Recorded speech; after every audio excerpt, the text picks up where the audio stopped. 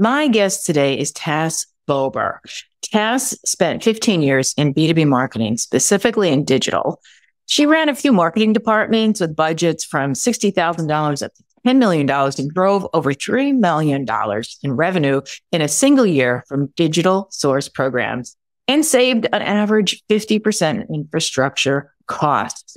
So today we are going to talk about everything frameworks and systems and how they create marketing efficiency, how organic LinkedIn growth is grossly underrated in marketing, and a few other things, including how marketers can build their own framework and systems for efficiency. So let's dive right in. Tass, and I'm so excited to talk to you today because we've been kind of friends on LinkedIn for a little while, like a couple of months, right? Yeah, since we did the live event or planned the live event. Right. Yeah. So that was the beginning of everything. And what I love is how you say Tass as in sass, not Taz. Yeah. You get that a lot. You probably do. Yeah, I made it up because I kept hearing people say Z at the end of my name. Yeah. And I'm like, wow, they're either I'm saying it wrong or they're hearing it wrong or it's a natural inclination to add a Z. So I started adding a rhyme to it. Okay. To make sure that people were pronouncing it correctly. And then it took the guesswork out of it. That's funny. I once listened to it was a instructional webinar where the host pronounced there are words that the S is pronounced like a Z, like I want to advise you. And he pronounced all of those S's as a soft S. And it made me so crazy by the end of the webinar. I couldn't even listen to him. It was so I feel like stood out. You know, when you notice something and then you can't unnotice it. And like every time he said it, and it was just this way of talking. And it was very weird. But, and speaking of like things that I always like to start with something that's a little fun that maybe people don't know about you. And you mentioned in your bio that are you still doing deadlifting and heavy? Yeah. So I still lift. That's my primary workout. So I work out 5 to 6 times a week, primarily weightlifting. And I'm no longer trying to shoot for crazy numbers. Now it's more, can I be healthy enough to run after my 2 children? And just, making sure that I have some time. And it's also my time for idea generation, listening to podcasts. It's kind of my time. But yeah, at peak fitness, no children, no responsibilities. It was on, I'm always very goal oriented. So it was just, how can I push those numbers up? Did you know, I was a personal trainer for like 20 years. I don't know if I think we did talk about that a little bit. Because if I was not lifting as much as you lifted, but I lift heavy for my size too. I'm like 5'3.5". And I just love it. I think there's a certain mindset that when you are lifting, especially if you're lifting heavy, all of your focus has to be on what you're doing. And I think that's what really makes it kind of relates to business in that way. And I remember once having a client, I was working at a studio and I told my client how much I lifted. And she said, do you mind if I actually watch you do that? Because I don't think she believed me. And it was 60-pound dumbbell presses, which I do not do anymore. And she said to me later, she goes, the thing that impressed me most was the focus. Because I said, if I lose what I'm doing, if I just start thinking about anything else, I'm going to drop those things. I'm going to really hurt myself. So I think that's how it relates to like business is, you kind of train yourself, right? But you don't lift like that anymore. You said not that heavy. No. And the funny history with that is I always thought of myself as a non-athletic person. So I'm 5'2". I've always been kind of on the stocky side, compared to other girls my age growing up. So they were all soccer, basketball, all of these things. They told me that I could not be selected for basketball because I was so short. It was just devastating. But so my sports were just limited. I did a lot of like short putt and stuff growing up. So I actually have a nice arm on me. But then once I met my husband, he was into lifting. And I always hated the thought of going to the gym and running because everybody thinks that they need to go to the gym and do cardio. Like that's the workout and the exercise. So when I discovered lifting and I'm like, wow, okay, I'm short. So my range of motion, my full range of motion isn't actually that much, which means I can lift a lot heavier than other women. And I was stronger than the average woman. It was like game on. I was just like an angry woman at the gym, just like lifting like crazy and pushing those numbers and seeing how far I could push my body.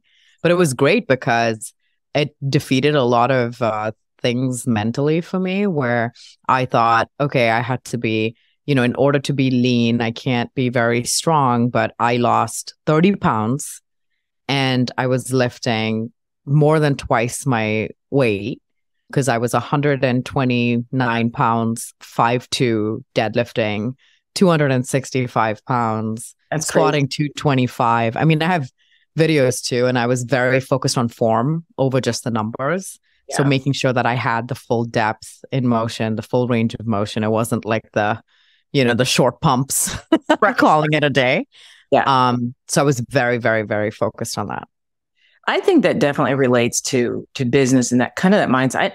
So many people I know that are really successful in business work out. I think the two go hand in hand, whether it's, lifting or running. A lot of them are runners. It's just never been my thing either. But I could talk about this with you for hours, but let's jump into today's topic at hand, which is frameworks. And I wanted to start by asking you, what's the difference between like a framework and a template? And I'm coming at this with really no knowledge of frameworks because that's not something that I've really worked with. So can you talk about that to start? Like, how do you define a framework? Yeah, it's not, I don't think this is the official definition. So I'm just going to give you the way I see it, which is a framework could encompass a ton of templates. So for example, I have a framework to the way I approach a website redesign. And then the website redesign process could have, the master plan. And then you could have like a UAT checklist in there. You could have a requirements doc that's a template in there. You could have like we had a whole, when we're mapping out the creative that goes on the site, that was a separate document. So there were all of these things that encompass this entire like framework of how to get this project start to finish. And so more like a project plan. That's how I see it. And then the templates are multiple templates within one, and then that's like the overall product. Okay. And you said, we've talked before, and you said you're super organized with like, don't you do frameworks for everything around your house too? Like, yes. I'm going to give a shout out to Lachey Lewis because we were talking about that. I was just on Dave's podcast and I talked about the template queen and she was like, there's no way you have a template for all of these things. And I went through my Google Sheets last night and I screenshotted and sent her all of my different templates, every trip, the wedding, insurance carriers, HSA plans, my LinkedIn social growth. Everything is in there. So I have a lot. I don't think I have enough, but I have a lot. And every day I develop new ones. I always try to do, I have like right in front of me right now, I have two big calendars, and two notebooks that are just blank that I just always put stuff in. And I do use, what is it? I use a couple of apps for that too. But and I still haven't found one that does everything I wanted to do.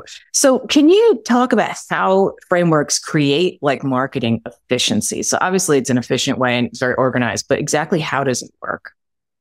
I think the biggest thing is, and this also comes with a lot of experience, right? You're not almost always going to create one out the gate and it evolves over time. So what my website framework looked like 6 years ago and what it looks like today, completely different. And it's evolved. It's like on steroids right now. So it's there's just a lot of iterations that have happened, and that's how you're doing it. That's like marketing 101. You're iterating, you're evolving, you're changing based on what you learn. And so that's exactly how I implement all of my things. And so, yeah, so back to the question, it was, oh shoot, I completely lost my train of thought. Sorry about that. Sorry, what was the question again? How frameworks work for marketing efficiency. Oh, yes, for efficiencies. So, for example, one of the things that I noticed was, I was hiring people based on recommendations from peers, or, someone would say, oh, this person's great, or I've worked with them in the past, and then I just carry them, company to company. But that's not necessarily a fair way to do it because one company's growth trajectory is different than another one. You could bring someone in, but maybe they're too big or too small for the company that you're at. How do you source people appropriately? So at this point, I created a system and I said, okay, here are the things that I've looked at for the past, but then here's it marrying with the current situation that I have. I created a soft RFP template that I fill out based on where the company is at the time, what our budget is, and then I source, folks and agencies, the consultants based on where we are price wise, what they can offer us, what stage companies they work with. And so those are the things that you iterate and you customize, but you have a base template for like how you've thought about it in the past, process wise. So I always look at that. I look for patterns and then I see how to customize it for that specific, place. And now I have a framework for a high growth stage company or an early stage. So that kind of thing. And that's how the library expands. Yeah. It's identifying patterns, seeing what I can do, but now I'm not redoing the work from scratch. I can still apply a lot of that to the next part and just customize the parts that need customized. That sounds awesome. And so where do you physically put all of this? Do you use a particular platform? Do you just put it on Excel? What do you do? So everything is in Google Sheets right now for me.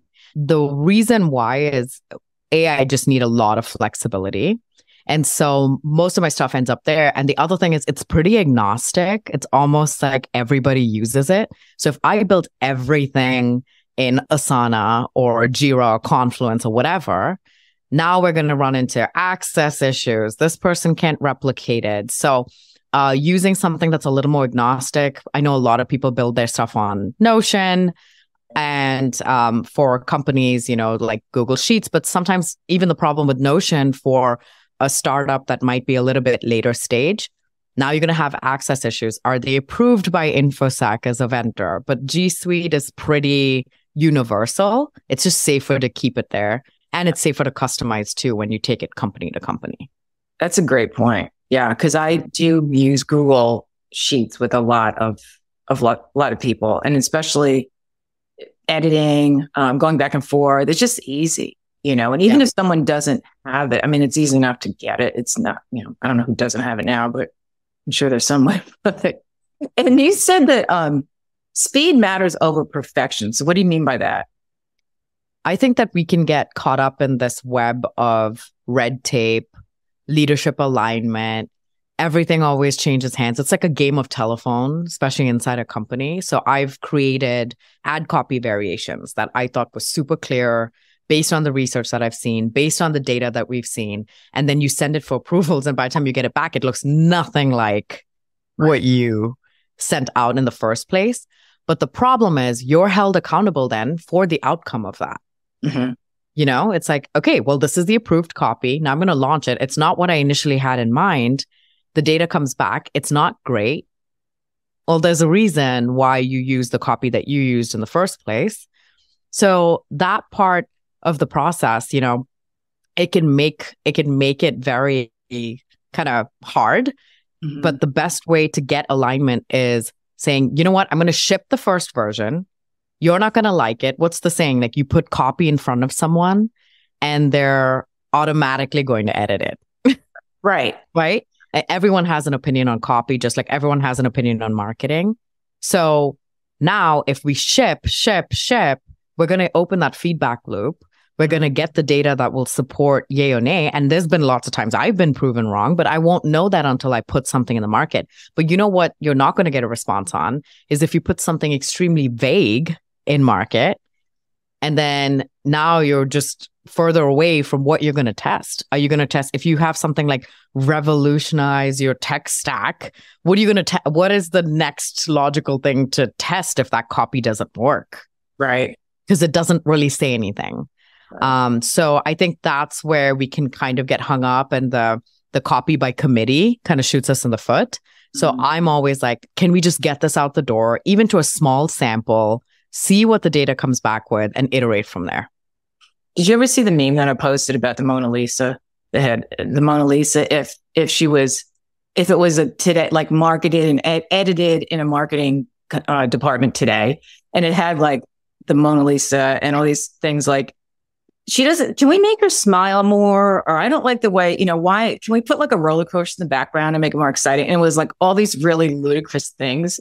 And that's how I felt like with some of the copy. And the thing is, copywriting is still considered a soft skill by a lot of people. Like, and it's an insult to people who have, really studied and worked. Like I've worked with, high level copywriters. I've taken courses where I'm a certified conversion copywriter because that certification is something I wanted and it was something I earned, but that all gets brushed aside. It's like, I just don't like it. And so, yeah. And when you put out something vague, which I call marketing speak, and that's what AI is doing a lot of. Everything is, and it just, because it's not an originator. AI is just pulling from what's already been said and done and written. And so I had a talk yesterday with one of my copywriting coaches, and I told her, we just talk about how we're using AI. And I said, I love to generate ideas, maybe clean up some copy, but for actually, to write something, no. Do you run into that? What's your take on AI with everything that you do? AI right now, the focus is a lot on copy because it's the easiest kind of low hanging fruit. So that's what everyone's, up in arms about. I talked about this a little bit with AI and when it comes to landing pages or design and that kind of stuff. And I just answered a question today because someone put out a prompt about how to do conversion rate optimization utilizing this AI prompt. And people were tagging me like, oh, what do you think about this? Because you talk about landing pages all the time. And I read the prompt and I'm like, it's fair. You could have 15 iterations of a headline copy or subhead that it's going to give you, but the entire prompt was centered around content. And the problem with that is if you start with AI and you get your 15 iterations, cool. You've taken care of a volume problem, but you haven't considered talking to prospects and customers, using their exact pain points, their exact language in the copy. You have volume, but now you're not referring to the data that's coming in to say, what is the next logical thing I need to test? And it's not accounting for experience, which is the form causing a point of friction? Are there too many exit points on the page?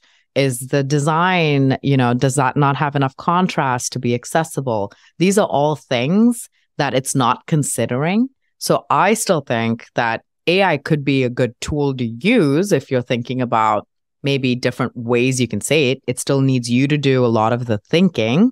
It needs you to be appropriate in the prompting. And it still needs a lot of human intervention.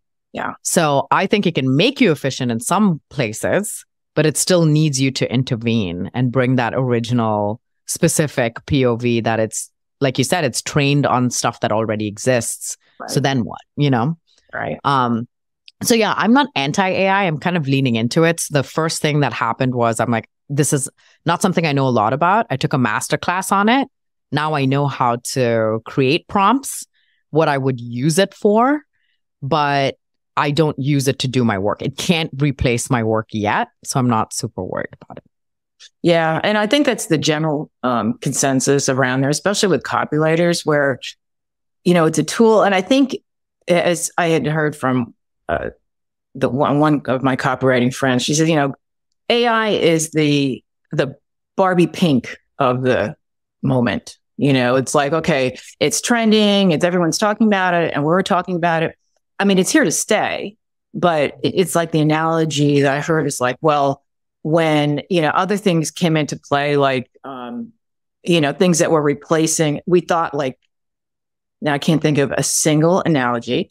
We thought that certain things were going to replace. There's very rare that anything really replaces anything. The only thing I could think of is CDs replacing albums, but that actually did happen. But there are times when we think something's really going to just completely replace something that, we've been using.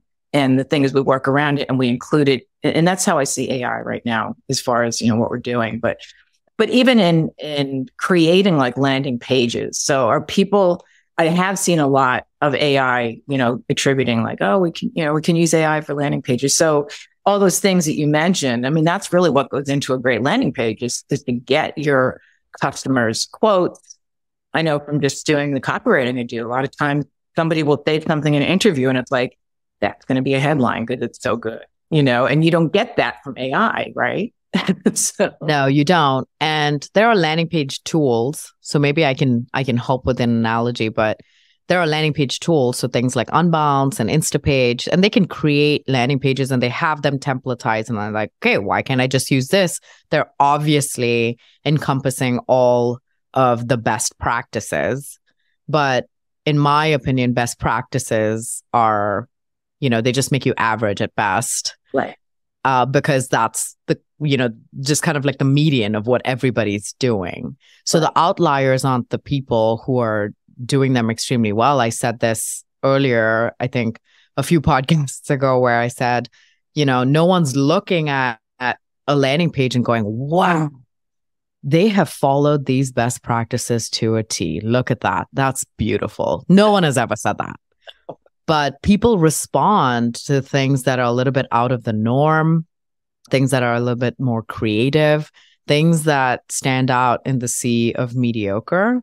Kevin Rapp talks a lot about that. I mean, that's why, as much as I hate to give him a compliment, he has, I think, the best profile visually on LinkedIn. And this is taking into account big creators, small creators, whoever, people who have a design background, but Kevin stands out in the crowd, how do you stand out in the sea of mediocre? So yeah, you can take a template, but you still need that specific POV, and it doesn't matter AI or template or tool. Nothing's going to replace the conversations that you're having. And eventually, maybe one day, we're not there yet. Yeah. And the other thing too, you mentioned Kevin, and there's other people that do this as well. You have to be unafraid to really rock the boat and to say something that people may not agree with. But it gets people talking, and that's something like it's not that I have a problem with it, but I don't like conflict. So I tend to steer away from it, but I will occasionally do, like I posted yesterday about copywriters are not order takers. I kept hearing this over and over. So I came up with that. I created that own little visual of a woman ordering in a restaurant and saying, I'd like one landing page and a side order of the about page. Because I came up with it because I thought it's true. I mean, that's what we think, landing pages are. And that's what AI would do, is if you just can plug in, what you want specifically, but it's not going to give you that personality. It's not going to give you the voice and tone of your brand and that sort of thing. And kind of an aside question, you'd also talk about organic LinkedIn growth. You said is really grossly underrated in marketing. So what do you mean by that? This is coming from personal experience, and I've kind of become an evangelist for it. But I started posting on LinkedIn April of this year. It was more of a creative exercise. And I read somewhere, because I wanted to start a podcast initially for parenting. Fun fact. I bought all the equipment, clearly, and I did nothing with it because I put on my marketing brain and I'm like, okay, I need a plan to take this to market. And then I said, I know nothing about promoting a podcast. And someone used the analogy of, it's like having a party at your house and expecting everybody to show up. But the party's actually downtown and you got to go meet some people and say, hey, by the way, I'm going to have this super cool rad party. If you like this, I'm going to have one that's Halloween themed at my house. You should show up. And so talking about sharing some of those opinions, getting some feedback on whether the topic even resonates before you go and put in all the work to create this. And I thought that was super cool. So I started doing that, getting feedback. And obviously, since the parenting podcast has been on a back burner, because now I talk very specifically about marketing, but then people started reaching out to me for services and that kind of stuff. And then I realized that one thing LinkedIn creators have done well that companies could learn from is providing some of that value upfront without asking for anything in return. No transaction, email address for piece of information that's probably mediocre at best. Come on. I've never read a white paper and been like, wow, this blew my mind. But I've given you my most precious thing, which is my information, is digital currency. And so can you showcase value ahead of that transaction period? And very few companies are doing that very well. You have Hockey Stack and Gong, and those guys are doing a super good job. But for majority of B2B companies, they're just sharing updates about their CEO and everything's about their press release and their funding and their this and their that. And then, oh, by the way, here's a white paper we created just for you, but you still have to pay us in some form with your information so that we can hound you continuously with a sequence right after. And so to me, showing that value first, I still think that it's such a missed opportunity by B2B companies today. And so it's something that I'm on the side being a big evangelist for, because I want them to succeed and I want them to do well. And I know the resources that they put into building their company pages, but there's a way that we can do it better than what the current way is. Yeah. And I agree with that. Yeah. I've been on LinkedIn. This April will be 3 years that I've been really active. And it takes a long time to kind of get that sort of trust. But, people will say, and companies will say, I don't want to give away too much information because no one's going to hire me. The people who are taking in the free information are not going to hire you anyway. I mean, if that's what they're looking for, they're not going to pay. So, to me, it's like just a matter of getting it out there. And I've been doing a lot more repurposing and doing like the videos that I post. Some of them are from last year, the interviews with people, but I pull it up and I take the ones that seem to have gotten, most views and were most popular. And there's still, people still are interested in those topics. So, but yeah. I agree with you there. But what are some quick conversion wins that someone can get on a landing page? Do you have some tips? Yeah, totally. So I give away all my frameworks and templates and ideas for free, by the way. So on my LinkedIn, if you want to look at landing page stuff, I share it 3 to 4 times a week. Take it, apply it, go ahead. And so back to your point about, giving away information and selling implementation or whatever, even the implementation side, like I'm not necessarily selling that, but sometimes people they look at it and then they say, oh, I kind of need more help with this because I need to build a plan for testing and optimization, or can I set it up with the best strategy starting out? And that's when they come to me. So someone put it very, very well to me, Anthony Pieri, I think I'm saying his last name right. And he's huge in the product marketing space for early stage companies on LinkedIn. And he said, we give away all our frameworks for free because if you want to take that and apply it, go ahead and do it. But people will pay you for your brain. So it's not even the implementation. It's just some of that knowledge and closing that, speed to expertise gap that happens. So I'm not worried about sharing that information directly with everybody. So some of the tips that I've shared, and I'll share it here too, is you want to look at the form and function of your page first, because if it's not loading, then it doesn't matter what's on the page. It's just, it's going to go away. So there's a few ways to do this. There are lots of tools. You can just do like a speed test on, Google. You can look that up. Or if you want to be a little more tech savvy and technical, you can go to any page, right click, inspect. There's a lighthouse tab. Go there and run the report. It will tell you in detail what's wrong. Are the images too large? How long your page takes to load? Certain things that you can do to fix that. So the benchmark that we're going after is 3 seconds. So that's the first thing. Make sure that it loads fairly quickly. And then now you're going to go into the second part, which is probably your favorite, and that's the copy. And this is where a lot of companies, do the jargonifying of the copy and make it something that's very vague. They only try to sell the outcome, that kind of thing. But you want to always talk about what the problem is, agitate the problem, why yours is the best solution. And one mistake that I see all the time, they don't tell the user what to expect if they do provide their information. So it's saying, hey, if you give us this, this is exactly what's going to happen. We might contact you periodically for updates, or you're going to get this in your inbox, that kind of thing. Just setting expectations of what they're going to get, of the process and of the thing. You're going to get 5 steps you can apply immediately and see some changes in 30 days. That's a compelling offer rather than read a white paper with a bunch of statistics. And it's like, okay, but what am I gaining from that? What knowledge? Is there something that I can apply today? Is it knowledge that I can take into a reporting call? What is it? So give them expectations of both the process and what they're getting in the thing. that they're getting. And then creating low points of friction. So the form shouldn't be so long. Try to remove all of the links on the page outside of the one desired action you want to take. People fight me on this, but I will die on this hill. One single CTA, because you've made them a promise in the ad. So if someone has promised you, hey, you're looking for pants, here's these pants that you want. Mm-hmm. And then you click on the ad, but then you're taken to the homepage of the Old Navy store, which I love using as an example. The homepage of Old Navy, now you're searching for the pants when you were like, I already told you I wanted pants. That's a problem. Yeah. And you know what's funny? Here's a statistic. 44% of B2B companies will send users from a paid ad to the homepage. Oh, really? Wow. Yes. Yeah.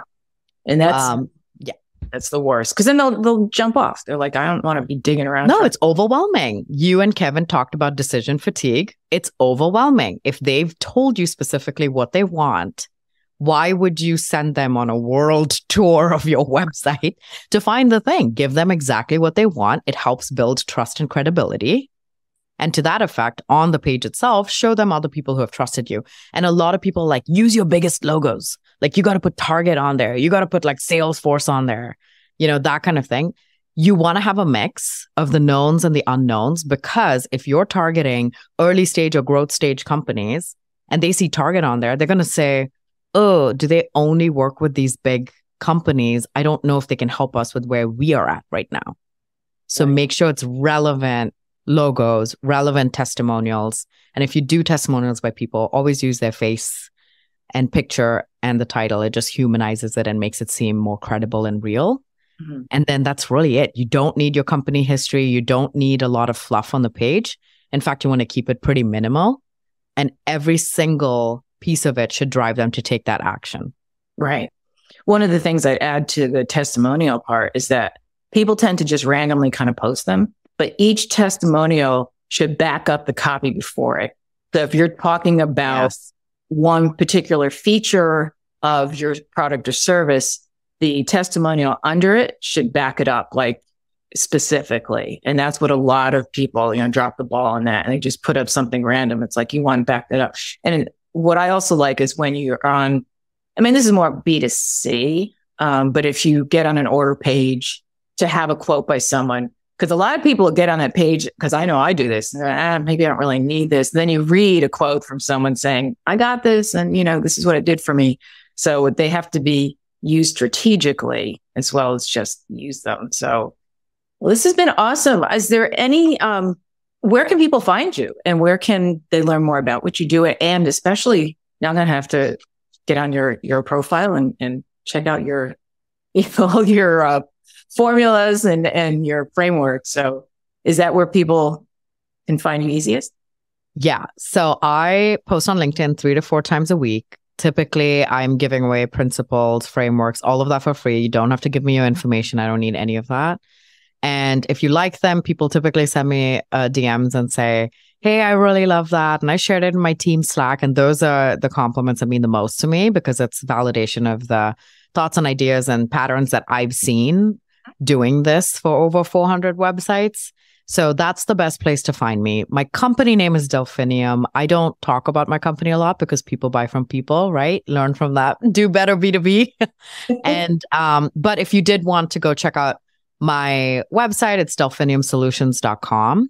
And over there, I walk everyone through the landing page process. And I've put in a lot of the principles of the landing page that we've talked about today on that page as well. So it's really more of a showcase of work than anything else. It's a proof. And so you can go check that out. But LinkedIn is the best place to find me. I'm very chatty. And so, I love to talk to people and meet people. So hit me up. Let's have a conversation. No agenda. So awesome. Well, cool. Well, thank you so much for taking the time today, Taz. I really appreciate it. And thanks again. Of course.